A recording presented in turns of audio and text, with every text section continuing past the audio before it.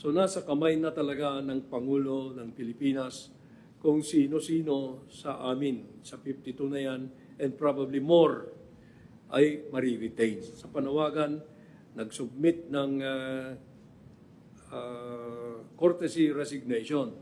The President decided to retain the following members of the cabinet. Kung may expectations ang Presidente and you do not perform, ang messaging is, underperformance is, maybe there is just a perception, I don't know how fair or unfair that perception is, na mas ma-limit siya sa labas ng bansa. Good afternoon, members of the Malacanang Press Corps. I have bad news and good news today. I'm not usually used to this kind of press conferences, but I'll do my best to deal with this. First, I would like to announce that as far as I am concerned, the Executive Secretary, the President declined the courtesy resignation that I tendered. And just this morning, he communicated to me that I have his full backing for as long as I wish to work for him. And that is a very good gesture from the President, because that is a sign of his manifestation of his full trust and confidence in myself. Because if you had noticed, I don't know if any of you was involved, there was a lot of misinformation yesterday about this reorganization being triggered in order to target me or to remove me from office. Lahat ng cabinet members, presidential advisors, and other presidential appointees are always subject to the will of the President of the Republic of the Philippines. Wala kaming ilusyon na panghawakan ang mga kanya-kanyang pwesto at oras na gusto ng Pangulo na palitan kami o umalis kami sa pwesto, gagawin namin yon dahil para kaming mga ordinary soldier lang, sundalo kami. Lahat kami ay naghain ng aming courtesy resignations as called for by the President. Walang nag-hesitate. Kasi alam namin na Pangulo lamang ng Pilipinas ang makakapagsabi kung hanggang kailan kami maninilbihan sa taong bayan.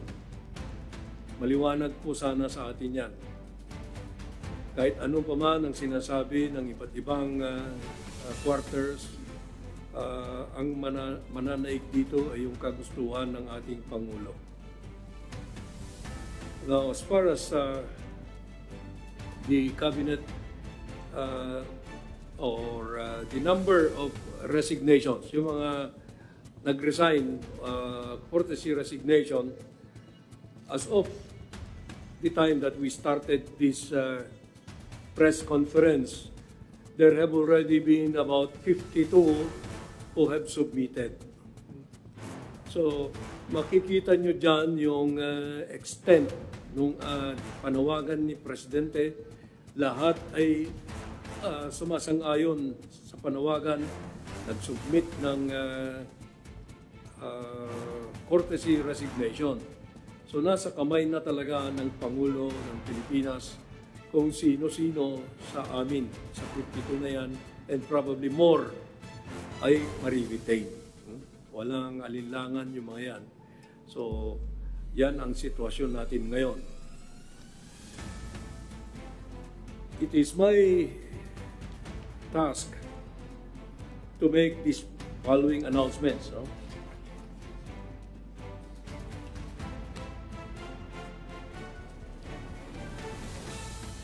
Because of the importance, dahil sa kahalagahan ng economic team sa buhay ng ating bansa, Yan po ang unang inaksyonan ng ating Pangulo. After careful evaluation, the President decided to retain the following members of the Cabinet. Take note. Una, ang ating DTI Secretary Maria Cristina A. Roque. Retain. Pangalawa, ang ating Department of Finance Secretary Ralph G. Recto. Pangatlo, ang ating DepDev Secretary Arsenio M. Balisacan. Pang-apat, ang ating DBM Secretary Amena F. Pangandaman. At ang panlima, ang ating SAPEA Secretary Frederick Go. Itong lima na ito ay magpapatuloy sa kanilang panunungkulan, paninilbihan sa ating taong bayan at makakaasa kayo na sila naman ay sincero o dedicated sa kanilang sinumpaang katungkulan. Now, yung mga ibang aksyon sa courtesy resignations ng ibang cabinet secretaries, in the coming days, magkakaroon ng more careful evaluation. Ang urgent kasi itong economic team. We will make the announcements as the decisions are made. Now, next week, maybe after Wednesday, there will be more announcements to be made. Doon sa Foreign Affairs. Ang ating permanent representative sa United Nations, si Ambassador Antonio M. Lagdameo, has earlier signified his desire to retire after many decades of service to the country as an ambassador. Siya po ang nakaupo ngayon sa as permanent representative sa United Nations. Yung kanyang retirement mangyayari effective July 31, 2025. Now, nararapat lamang na pangunahan natin yan at i-announce na ang papalit sa kanya sa United Nations ay ating magaling na DFA Secretary Enrique A. Manalo. Ganyan kahalaga yung position na yan. Yung position na yan ay napakataas sa pagtingin ng ating Pangulo. Kaya si Secretary Manalo mismo ang ilalagay natin dyan, nakapalit ni Ambassador Antonio Lagdameo, effective August 1. Ang papalit naman kay Secretary Manalo ay isa ring very capable na diplomat na napag-retire na sa regular service pero naninilbihan ngayon na undersecretary ng DFA.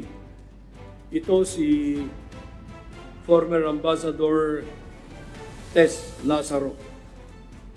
Siya po ang hawak ng Department of Foreign Affairs effective July 31. 2025 pagka na-appoint na si Secretary Manalo. Okay.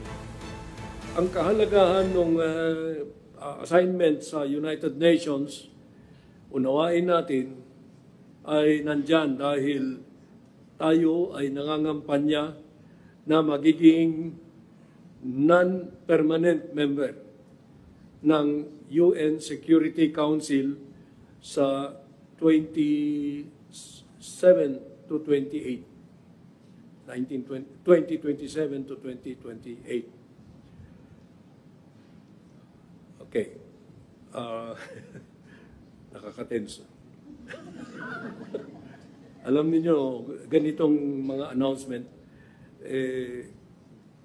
very critical, crucial sa atin. Mga subjects nito, kagaya ko, ay magkakasama kami ng matagal. No? Mahirap mong ma-overlook yung mga ganyan. Dito sa cabinet, mayroon ba? Tinanggap ng mayroon pa ba? Okay. Sa ngayon, maari ko lang i-announce ang dalawa. Dahil under evaluation pa yung karamihan. Yung mga mariretain, suspense muna. Yung mga mariretain, marami sa kanila alam na nila na mariretain sila. At kayo naman ay meron kayong haka-haka tungkol kung sino sila, pero pabayaan ko muna kayo dyan sa bagay na yan. Diyan kayo marunong. Pero sa ngayong hapon, gusto ko lang na sabihin ang dalawa na pagbabago. Sa DENR, ang ipapalit doon ay si DOE Secretary Popo Rafael Lutilla. Aalisin natin siya, ililipat natin siya sa DENR. Si Secretary Loizaga naman ay magpapahinga muna at maaaring mabibigyan din siya ng isang or ibang responsableng government or cabinet position at a future time. Pero magpapahinga muna siya. Sa yung pangalawa, sino kaya yon? Okay, yung pangalawa ay si DSUD, Secretary Jose Rizalino Acosar. Pero siya ay gagawing Presidential Advisor for Pasig River Development or Improvement. I do not know the proper name for that, with the rank of Secretary. And we have, the President has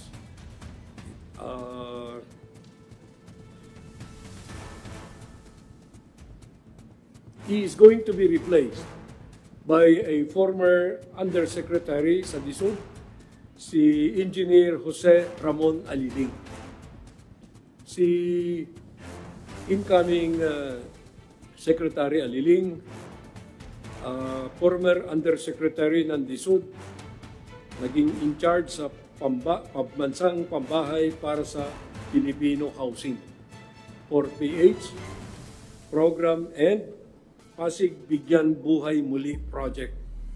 Ibig sabihin, hindi na siya bago sa DSUD. Siya po ay President ng Chief Executive Officer ng Jose Aliling Construction Management Group of Companies. Ito ay well-known for managing construction projects, big construction projects everywhere. Kaya meron siyang track record na maganda.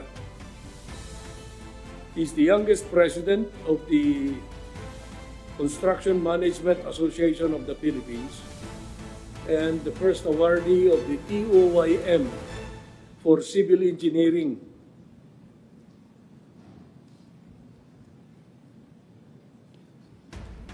Okay. By the way, for material background, si Popo Lutilla, Secretary Popo Lutilla, ay napakahusay yan. No? Tahimik na magtrabaho, but siya po ay kilalang lawyer, legal luminary, who finished his legal education, basic legal education sa UP.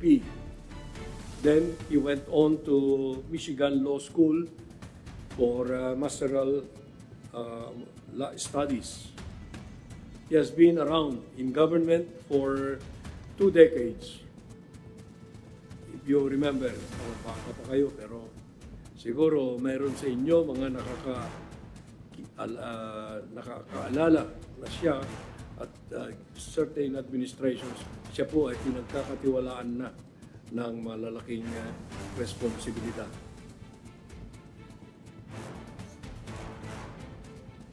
Okay, so just before coming over, may pinakita sa akin na hindi ko ano ba tawag doon, vlog o ano, binabatikos pa rin ako. Hindi na sila humihinto. Alam nyo, hindi na sa akin yan tumatama eh. Sa kanila na mismo dahil sinungaling sila. Ganun lang. I'm not that concerned. Pero hindi na natin pag-uusapan yan. Basta sinabi ko, tigilan na nila. Kasi walang mangyayari. Tapos na ang laban nila. So with that, may I request the moderator to start the ball rolling. By the way, before we do that, to my right is Undersecretary Leonardo Roy Cervantes, and to my left is a massive figure, like Undersecretary Al-Asri Muhammad Sali. They are my undersecretaries in the Office of the Executive Secretary. So, thank you. Yes, for our first question, Ivan Maydina, GMA7. No, Secretary, gentlemen. Sir, nabanggit po kahapon kabilang sa mga magiging basihan sa desisyon who gets retained and who gets replaced ay performance and issues of corruption. Sa mga mapapalitan po, ano hong nangyari? Ano hong naging basis kung bakit sila matatanggal? Secretary? Si Secretary Loizaga, walang issue na corruption dyan. Maybe there is just a perception. I don't know how fair or unfair that perception is, na mas ma-limit siya sa labas ng bansa. Yun ang recurring na pinapadating sa amin. Ngunit wag na natin siyang husgahan. No? Whether inefficiency yan o hindi, that's not up for us to do. But the evaluation showed that it was time to have her rest muna. So nag-underperform na po? Underperform siguro ang tawag niya. Kasi kung may expectations ang presidente and you do not perform, ang messaging is underperformance is not going to be allowed. Yung kay Secretary Acosar, hindi mo rin masabing corruption yan, wala. Hindi mo rin masabing underperformance, under-delivery. Alam mo, napakataas yung nilagay niyang standard niya when he accepted the job. But you know, he is a very efficient he was very efficient in the private sector, and we expect that the President expected na makapag-deliver siya. Pero I don't know if he set the standard too high for himself dahil 1 million housing a year, housing units. There may have been obstacles in his way which were beyond his control and beyond the control of government. But to us now, because of the results of the election, it's time for the President to take him out there and bring another one who might make a better performance. Ganyan ang tingin ko dun sa kaso ni Secretary Acosar. Wala namang masamang tinapay yan si Secretary Acosar. Mga mareretain naman po, are there new instructions from the President? Because in his message in demanding and calling for the submission of courtesy resignations, there was a sense of urgency. He wanted results and he wanted them fast. Ano ho kaya yung, sabi nyo nga, soldiers kayo, ano ho yung panibagong marching orders ng Pangulo from here on? Pag-usapan muna natin yung mga in-announce ko na maritain, yung economic team. Ano? Ang marching orders ni Presidente dyan is to enhance yung ating economic situation to the eyes of the outside world at saka dito sa Pilipinas, yung actual na economic health natin. Si Secretary Balisacan has been performing very well. He has been, practically, ang sabi ni Presidente sa kanya, he's a genius. Dahil mahirap mong gawin yung ginagawa niya sa economic level. Si Secretary Frederick Go sa investments at saka economic matters ay walang may tatawar, hindi mo matatawaran yung kapasidad niya. Kasi he's a very experienced economist and businessman. Si Secretary Recto, that is the same thing that we have to say. Kasi si Secretary Recto, from day one of his service, he came in midway in the past 3 years. Siya naman kaagad action man yan eh. You know, he was working under financial limitations or the fiscal space na nadatnyan niya masikip. Pero up to now, we have remained very active tayo because of the government's prioritization of spending. No? Si Secretary Amina Pangandaman naman, no one can be better than her sa budget, DBM. She can deny your request with grace. And that is very important because no one will ever get mad at her.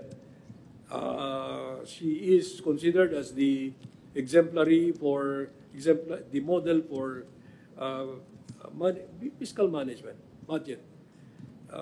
Hindi ka pwedeng umalma dyan. So, the President decided to retain these 5 members of the economic team so that there will be no more problems sa perception about where the country is going. Okay. Next question is Maricela Lili, TV5. Sir, magandang hapon po. Sir, who will replace Secretary Popolotilla in DOE? Will there be changes in OSG? And what's the target of the President? How soon will be the evaluation, the result of the evaluation? Just one. Yeah. DOE will in the meanwhile be in the hands of an acting secretary. You know? One of the undersecretaries, si former Congresswoman Sharon Garin. Any of the undersecretaries could have been chosen to become the OIC, but I think, okay. I was corrected. OIC, not acting secretary. No? Kasi ibang kategorya yun. OIC, very effective naman sila. Secretary Lotilla himself suggested that any of his undersecretaries right now could stand in as OIC. Sir, how soon is the what's the target of the President, the timetable for evaluation? Well, si Presidente, narinig niyo siya, immediate. But you know, humanly possible na evaluation is one at a time. Hindi mo pwedeng i-lump sum yung mga cabinet secretaries because each has a different area of responsibility. Each has a burden that is different from the other, from the next one. If you will give me the liberty of saying, yung pag-evaluate, you must also be careful. Hindi ka pwedeng arbitrary dyan. You know that the President loves us all. And he joked yesterday during that presentation in the Kalayaan Hall when he was saying, I greet also the members of the cabinet. Do I still have a cabinet? Sabi niya, no? But that's not the reality of it. There is an evaluation ongoing now of performance. But each cabinet secretary will be evaluated depende sa tasks, depende sa goals ng kanyang department.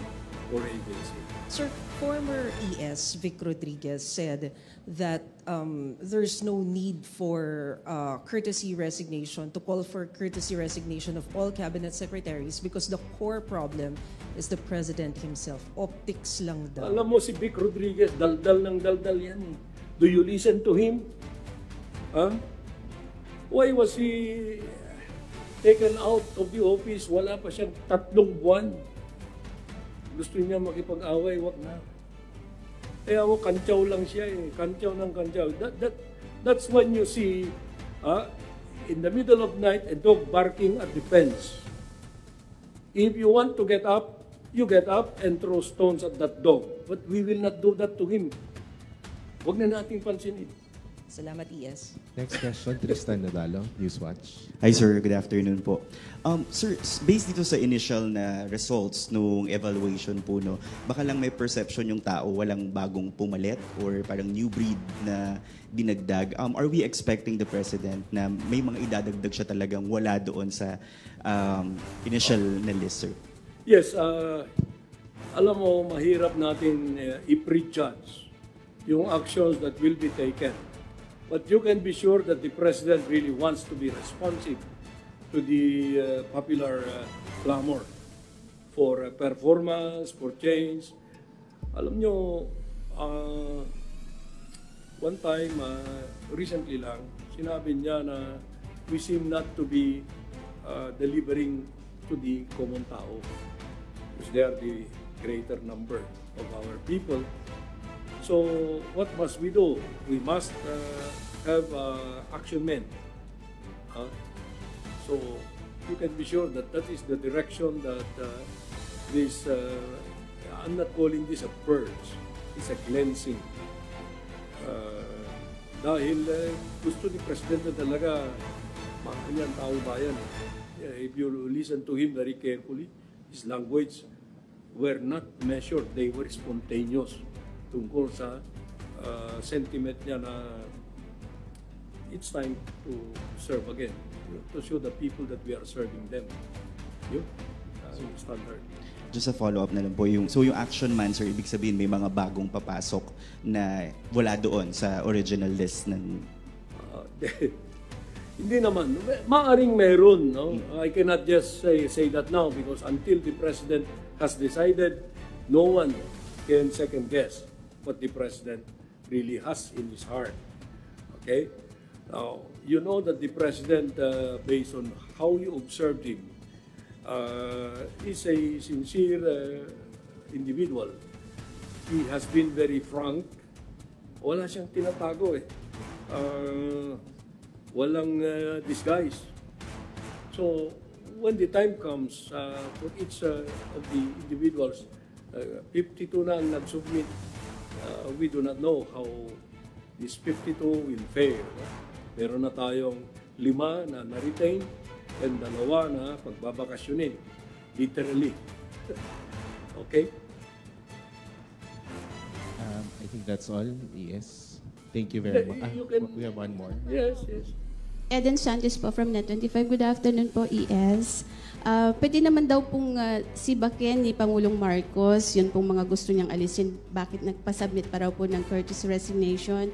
And pasensya na po if I have to ask this, di daw po ba ito parang pampapogi lang sa public? Ay, alam nyo, mahirap naman na sabihin nyo kung ano ang dapat, hindi na kailangan na mag-courtesy resignation. Ilagay ninyo ang sarili ninyo sa aming pwesto.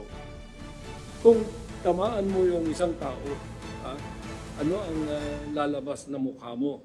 It's best that we did it this way so that it will be more honorable for them.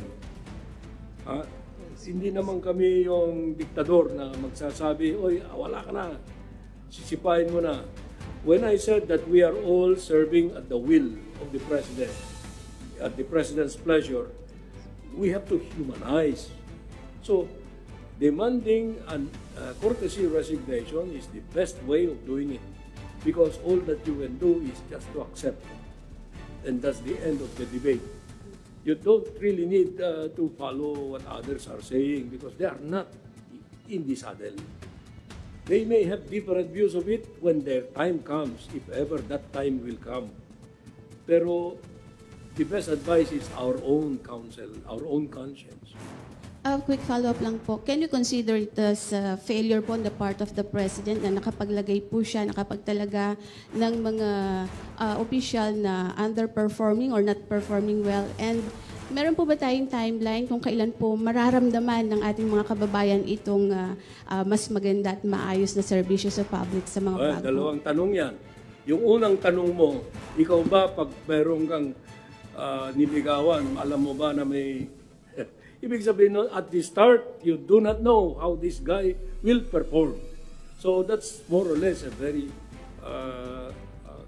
hindi ko masabi kung anong tanong yan. Yung pangalawa na tanong mo, ano na ba yun? Mararamdaman, kagad. Wala nang iba. Kung ang trabaho mo ay mag-deliver ng tinapay, deliver ka ng masarap na tinapay. Ganun lang. Hindi naman pwedeng, bukas pa. Wag. Ngayon na. Kasi taong bayan naghihintay. Thank you very much. Tatanungin mo na naman yung political. Thank you very much, Executive Secretary Lucas P. Bersamin, Malacanang Press Corps, Undersecretary Cervantes. Sige na, and okay lang. Time is up. Yes, sir. Then marami pa naman, you will have more opportunities when more action will be coming. One last question daw. One last question, sir, from Alvin Baltazar of Radyo Pilipinas.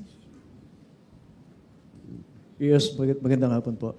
Yes, pwede po bang malaman yung composition ng review committee na sumisiyasat doon sa performance evaluation ng ating mga members ng cabinet?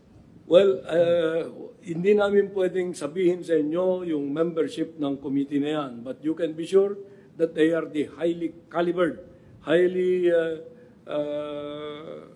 yung mga taong with an objective character. Maybe those who have been experienced, I can generalize only. Okay? Now, ang paghuhusga naman, it is based on what are observed, what are on the ground now, or performance, etc. So these are all brought to the attention of the President, who makes the ultimate decision whether to dismiss or accept the resignation or to continue or to give a new mandate or what. Yes, follow-up lang po. Doon sa mga nagsubmit ng resignation, meron po bang nagsubmit ng irrevocable resignation? Ay, wala pa akong awareness dyan. But maybe in a few days' time we will know. Kasi karamihan naman ang memorandum ko kasi is unqualified courtesy resignation. When I submitted my own courtesy resignation letter, I did not use the word unqualified anymore, but I just made it plain that if the President deems to accept this resignation, I am already ready to turn over the pending matters in my office to my successor. Now, tandaan ninyo ito, ang acceptance of a resignation does not then and there cut off your connection because you still continue to have a responsibility to turn over to your successor. Okay?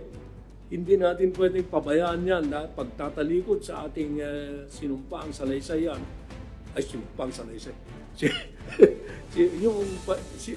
Yung oath of office natin, kung bigla na lang natin iiwanan yung trabaho, in an office like this, malalaki yan. So, iiwanan mo, bahala na yung sumunod sa'yo, hindi. So, ganun ang tingin natin dyan. Let the process proceed.